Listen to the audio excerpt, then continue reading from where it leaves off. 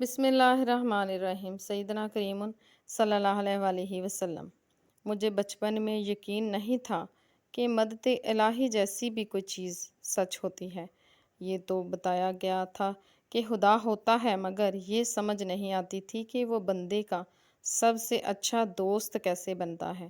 ہم عبادت کرتے ہیں جیسے بڑے بزرگ کرتے ہیں، انہیں فالو کرتے ہیں، یا ایک موقع جہاں آپ دوسروں کو بتاتے ہو کہ آپ کتنے اچھے، کتنے نیک ہو، کتنے نمازی پرہیزگار ہو، صرف مذہبی لوگ ہی اچھے ہوتے ہیں یہ بتانا۔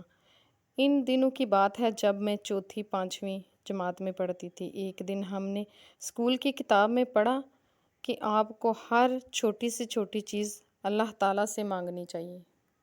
اسی سلسلے میں ایک چھوٹی سی حدیث کا بھی تذکرہ کیا گیا، جس کا مفہوم کچھ یوں ہے کہ آدمی کو اپنی تمام تر ضروریات حاجتیں اللہ تعالیٰ سے مانگنی چاہیے، یہاں تک کہ اگر جوتے کا تسمہ بھی ٹوٹ جائے، ایک معمولی سی چیز ٹوٹ جائے تو اللہ تعالیٰ سے، اس کی ذات سے مدد مانگنی چاہیے۔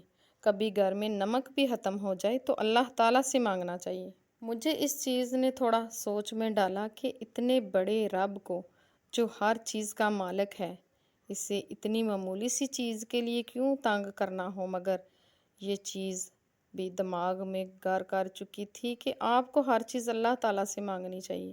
پھر غزوہ احد، فتح مکہ کے واقعات نے بہت متاثر کیا۔ حضرت سلیمان فارسی رضی اللہ تعالیٰ عنہ کی جستجو اور تلاش نے بھی اندر ایک دیا جلایا۔ سمجھ لیا کہ اللہ تعالیٰ کو تلاش کرنا بہت ضروری ہے، مانگنے سے، کھوجنے سے سب کچھ ملتا ہے، آپ جستجو تو کریں۔ جب سے اللہ تعالیٰ سے مدد والی بات دل و دماغ میں بیٹھی تھی تو سوچا کیوں نہ اسے اپنایا جائے، اللہ تعالیٰ سے رابطہ کیا جائے، اسے پکارا جائے۔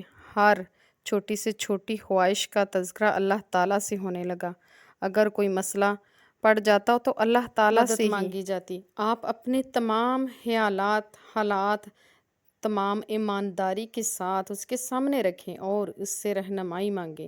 اس سے کہیں کہ آپ کی حفاظت کرے اور آپ کا ساتھ دے، وہ ضرور آپ کی رہنمائی کرے گا۔ وہ تو چاہتا ہے کہ آپ اس سے مانگیں۔ اللہ تعالیٰ بہت ناراض ہوتے ہیں جب ان سے نہیں مانگا جاتا، اور جب کوئی سچے دل سے مانگتا ہے تو اللہ تعالیٰ کو حیا آتی ہے کہ وہ اپنے بندے کو خالی لوٹائے۔ اللہ تعالیٰ کی طرف رجوع کریں، اس نے ضرور کوئی نہ کوئی بہتر رستہ ہمارے لیے نکال کر رکھا ہوا ہوتا ہے، اور ہم ہی کبھی کبھی سمجھنے میں، سوچنے میں دیر کر دیتے ہیں۔ کبھی کبھی ہم اپنے آپ کو، خود کو اتنا الجھا لیتے ہیں الجھنوں میں کہ ہم کو کچھ نظر ہی نہیں آتا۔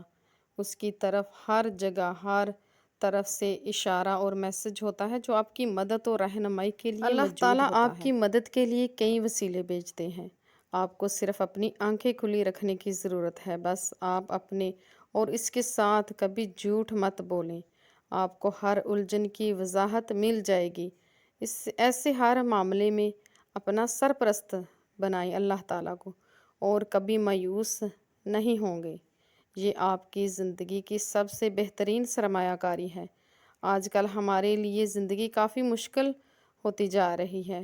پل میں بدلتی دنیا، بے شمار الجھنیں، ڈپریشن، ذہنی دباؤ اور بہت ساری ایسی پریشانیاں، بے شمار ایسی چیزیں ہر وقت ہمیں پریشان کرتی ہیں، ہر طرف بھاگ دوڑ، اور ایسے میں بہت ضروری ہے کہ ہم اللہ تعالیٰ سے جڑ جائیں، اللہ تعالیٰ سے جڑنا سیکھ لیں، اس سے ہی اللہ تعالیٰ کو ہی اپنا دوست بنا لیں، تو ہماری زندگی کے تمام چیلنج بہترین طریقے سے ان کا ہم سامنا کر سکیں گے۔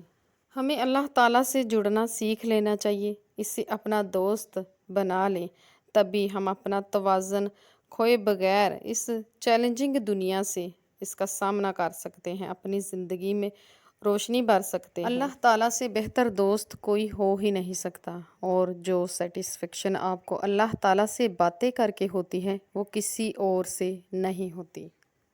اللہ تعالیٰ ایک ایسا ولی ہے، ایک ایسا دوست ہے جو آپ کو سب سے زیادہ سمجھتا ہے، آپ کی پرابلم کو سب سے زیادہ سمجھتا ہے۔ آپ جتنا اپنی پرابلم کو محسوس کر رہے ہیں اللہ تعالیٰ اس سے کہیں زیادہ بہتر محسوس کرنے والا ہے۔ اللہ تعالیٰ سب کی اصلیت دکھا دیتا ہے، دکھا کے تو پھر کہتا ہے کوئی میرے سوا تیرا؟